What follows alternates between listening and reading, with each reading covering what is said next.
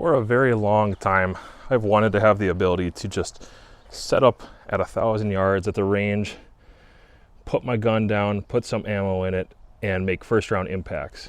And I think I'm finally getting closer to that place where I see some consistency in my gear and I can trust the gear I have, especially this rifle optic combination on the Endeavor tripod. This has been a very steady platform to shoot off of consistently each time.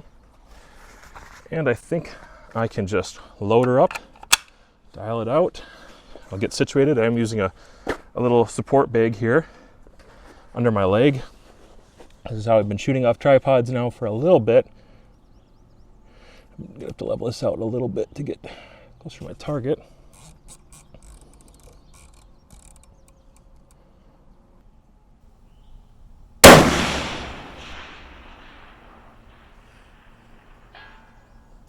It's definitely on. Cool. Let's send a couple more. Let's see where those land.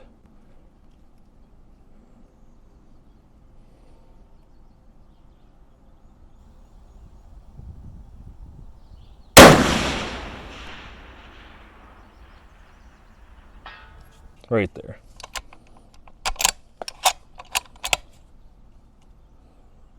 Three in a row. Let's see if we can do it.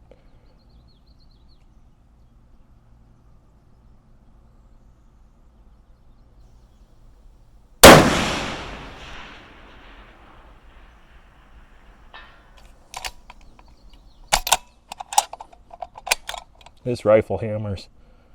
Absolute hammer. And if I wasn't on a steady tripod, I could not be doing this right now. Welcome back to Gun-Totin' Minnesotan.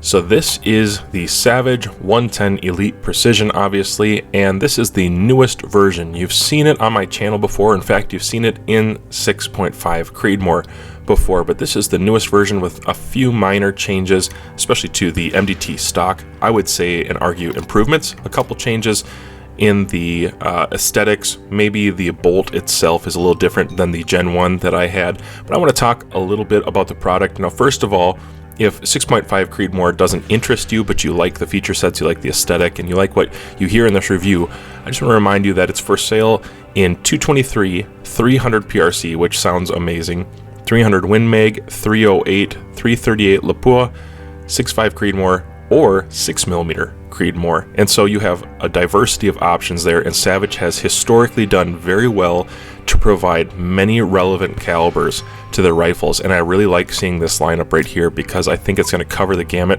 of hunters, competitive shooters, long-range target shooters like myself, and they've just done a really good job of staying current and relevant in that way. Now, the MSRP for the rifle you're looking at today, and this frame right here is my Gen 1 rifle because I have two. That's the one that's all loaded up with some extras and customized. But the MSRP for the version that I'll be reviewing today is $2,259. It is a bolt action, obviously. Right hand ejection is the model I have. The barrel color is natural. The barrel finish is matte. The barrel length is 26 inches. It is a stainless steel. The muzzle thread pitch on the end is 5/8 by 24. Magazine, it comes with one magazine, and that's going to hold 10 rounds, which is great. You're going to want to buy a second magazine if you're going to do PRS with that, probably a third as a minimum. The length of pull is 14 inches up to 15.5, which for me is phenomenal because I'm a big guy. I'm 6'5", and I really appreciate that extra length of pull. The overall length from butt to muzzle is going to be between 43 and 44 inches total. The twist rate is 1 1/8, which is an excellent twist rate for the 6.5. The receiver color is black. The receiver on my model, as well as the bolts, are both black. There's a Cerakote finish. The stock color is gray. It is an aluminum. That chassis is from MDT. And the weight overall is 12.6 pounds, which is very appropriate for what this rifle aims to be. Couple other factors about this: Savage factory blueprinted action, that's excellent. The Arca rail along the entire bottom of that chassis allows for movement, and you can also add Picatinny throughout. It's got a stainless steel finish, flash nitride target receiver, 1.5 to 4 pound user adjustable trigger, which is the AccuTrigger, It's got a self-timing taper-aligned muzzle brake, which is very convenient. That's shorter action calibers only. You're not going to get that on your 300 Win Mag or 300 PRC or 338 Lapua. The MDT vertical grip and the AICS magazine is going to come with it. It's got a modified Palma contour barrel. It's a one-piece 20 MOA rail on this model, and the bolt and body finish may vary by production date. That's one thing you should know. You might go to the store and see something that's just slightly different that with finishes or bolt colors. And with timing, like you see, I have a Gen 1 and this most recent version here have some slight variances. My plan for this review is just to show you some shooting from different positions, shooting off tripods, the bench, the ground, and maybe a little bit of reticle footage, just get a feel of what it's like to be behind the 6.5 Creedmoor version of this one, and then I'll wrap it up at the end with some conclusions and final thoughts between both my early version, which is the same generation, but my early version and this later production, just to show you they are both excellent. The consistency factor is amazing on these. The gnats are horrendous right now, so I'm sorry, I'm just fighting them. Again, we're at 300, and I'm going to shoot that on 16 power. I think that's more reasonable. And you should be able to hear the impacts just fine. 10-inch target. Impact. 8-inch target.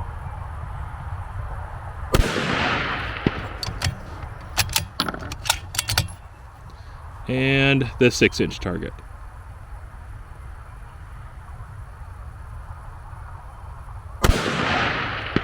Impact.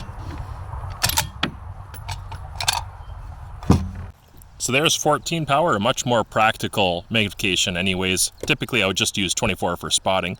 Here's 14 power at 300 yards.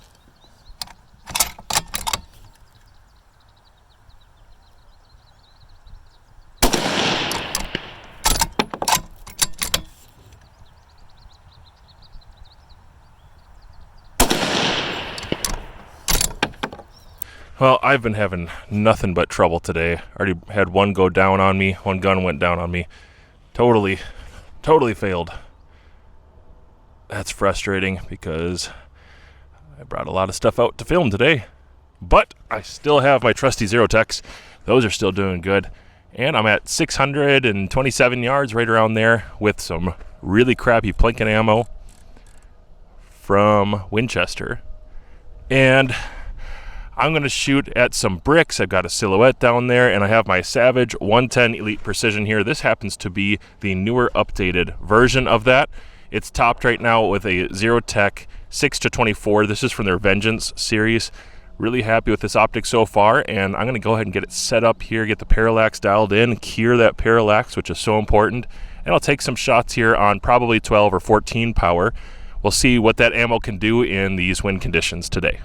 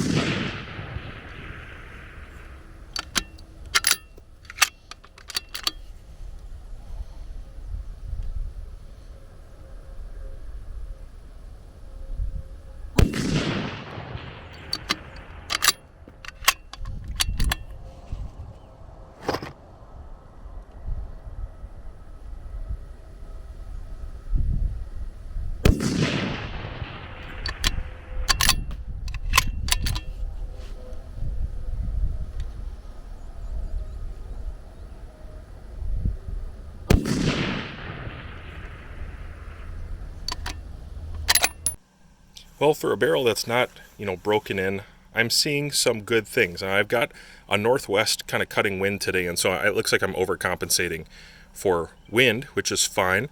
With my reticle in that Zerotech 6-24, I'm able to favor just about here, and it looks like I'm holding far too much because I'm ending up over here with that round. But you can see at 600 yards, that's it's slightly less than 3/4 inch 3-shot group.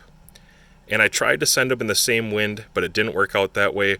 When the wind started coming at me, it gave the bullet some lift here, and you can see these two outliers. It definitely gave some lift. And it's not terrible. It's about 12-mile-an-hour winds, but it's a very kind of northwest, but very north coming wind. And so it gave some lift up here, and I'm not going to blame the gun or the ammo on that. I believe that's wind related. And that group right there, if we can start doing more stuff like that, that's amazing, because that's under an inch at 600 yards for those three. And it looks like elevation was pretty true during that time. Now, if you're buying a rifle like that, a bipod like that, even a bag like this, and an optic like this, I would hope that you would buy better ammo than something that says this on it. This is not a recommended ammo, but maybe just out of morbid curiosity, I'm going to throw some of these downrange, and I'm going to put them on paper, and I just want to see what they can do in this wind today. It is kind of windy, 12, it's like been a sustained 12, not right at the moment, it's a little less than that right now. It's been pretty sustained about 12, and then the gusts have been upwards of 20. Some of them were higher. It was blowing everything over. And so in that wind, I'm going to shoot some groups, because I'm thinking about the average guy who's going to go out and maybe try to get into long range. He's going to get himself a decent rifle like that, a very good rifle actually, and a pretty good optic like that. And he's going to pair them together, but maybe he doesn't know about ammo yet. I want to just show you what you can expect. The average guy who isn't going to highly modify everything, but he's going to take some pretty good starting components, and he's going to throw in some average ammo. It's not the worst. There is worse stuff out there for sure, but average ammo at distance. So I'm actually right at 600 to the paper. We'll see what kind of groups I get. I'll just do a 5-round group, and again, out of maybe just curiosity for myself, but also for the average guy out there who isn't going to pay for the kind of premium price ammo that you really should.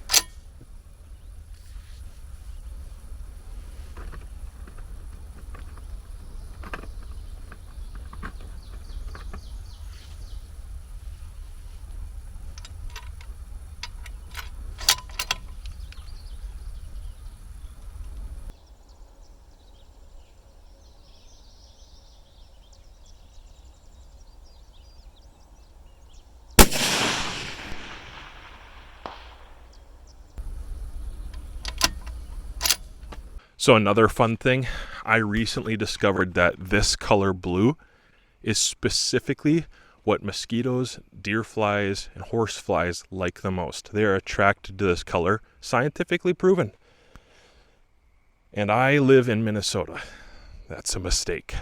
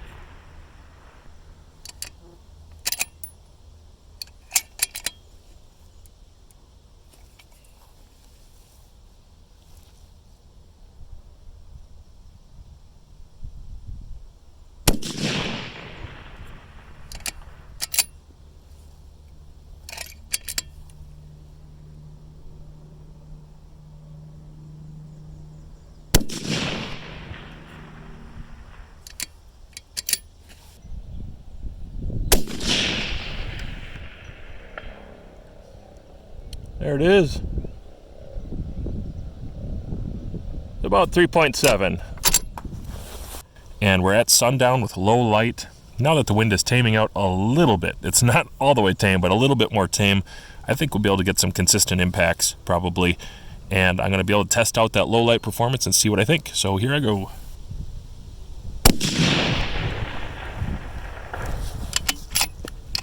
There's an impact.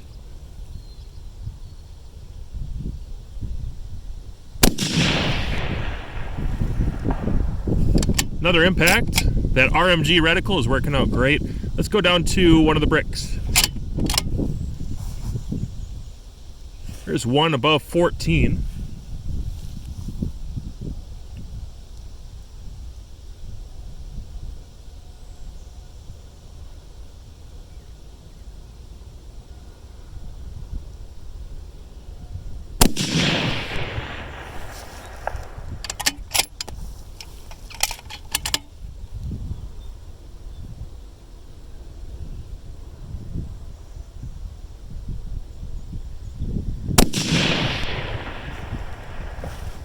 And there's a nice impact.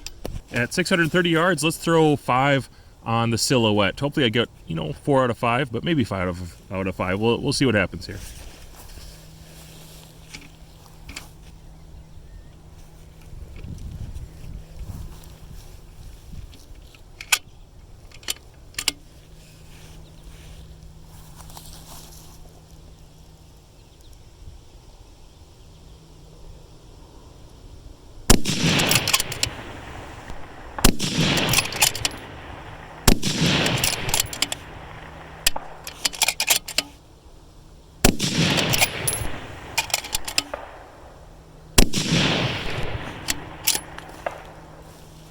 There's all 5.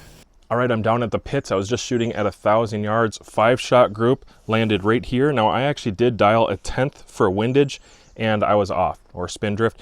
I was off a 10th. I should have left it. They would have wound up right about on there, which is pretty cool to see. I am so elated, guys, that I can take a rifle that is basically an off-the-shelf rifle with off-the-shelf ammo. Those were Federal, and shout out to Federal. These were Federal 140 grain hybrid. They are phenomenal, and I've shot them further than 1,000 yards and they do really, really well.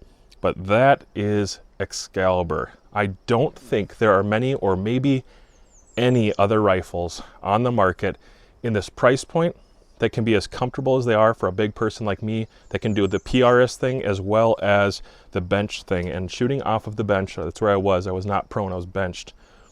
That is under 3 inches. I think it might be closer to 2.75. I'm gonna have to go measure it to be 100% sure, and I will measure this one. But I'm consistently seeing groups like that. I'm seeing groups of about 3 inches for 4 shots, and usually I get the nerves and I throw one and it ends up being like a 5-inch total group, which is phenomenal because that's half MOA, even with the throwers. But now I'm starting to see on nights like tonight that are not terribly windy, obviously, that 3 and 4 inches. And so this rifle is tightening up, the action is smoothing out, and I just don't even want to talk to you anymore. I want to go back behind the rifle and keep shooting, which is a sign that this thing is an absolute tack driver. It is a hammer, and that is uncommon in the shooting world. This isn't my first experience with the Savage 110 Elite Precision, even chambered in 6.5 Creedmoor. This was my first one, which was an earlier iteration. Still has the ACC chassis, still came with the same grip. I added a couple things, but some things were just different from the factory. The first thing that was different is this cheek piece. The cheek piece is not the same shape and structure. And then also on the new one, I'm gonna show you that, it comes with a cheek pad. Oh, there we go. It comes with this cheek pad. So I would say most people are gonna find the newer one to be a little bit more ergonomic, probably better designed overall, and then more comfortable because it has that pad on top of it. It's a small thing, but there is an update right there just to keep up with the times, because most people were putting those on their rifles anyways. I'll tighten these back up. So this is one change that I've noticed. What else is even different? The difference on this side would be that on my original, I had like a gold plated looking bolt, and this one has some of those spiral cuts in them, which some people claim breaks up ice. Some people claim that it's a weight savings, but it has one of those bolts. The bolt head looks exactly the same to me, but the bolt itself, again, is black, and it does look a little different. Might function just slightly differently because of that. Here's the Gen 1 I had. I'm not sure why that changed or what the difference really would be functionally, because the groups I'm seeing between these two rifles, when this was brand new especially, and this new one over here, they're very, very good. I had some promising groups today, so I think the bolt cartridge interface, the chamber, all that, I think they're still cut really good. The barrels are still really good. The chassis, it's my favorite chassis by far. I'm a big guy, I'm 6'5", and so this rifle, and really Savage as a brand, has a lot of different body types in mind, and it just seems to be that a lot of the rifles they have can work for bigger guys. And when they go with a chassis like this, almost everybody's going to be covered, unless you're like over 7 foot. Even then, I don't know, I've seen some pretty big guys run the ACC chassis and make it work. So I think this trigger guard, the way that it sets up the action, just the comfort getting behind it, the way the bolt runs when I'm behind it, I think the ACC and the 110 are like the perfect match. There are other options, obviously, for the 110. If you don't want that, you don't want extra weight, you could definitely go with a different model. But for my version 1, the changes that I made were, let's say I have a JKL Precision Bay Grider. So that's a 3D printed one, and it's worked fine. It's not weighted. I would prefer the MDT. I just didn't prefer the MDT price for it. That's the truth. So I went with the JKL, which is very functional, and I found it really helps me with consistency, although I'm still shooting that rifle without a Bay Grider decently. Next thing I did is, because it's an ACC chassis, I put on this last round or extra round, match saver, whatever you want to call it. Have one of these from MDT, and it interfaces with a chassis.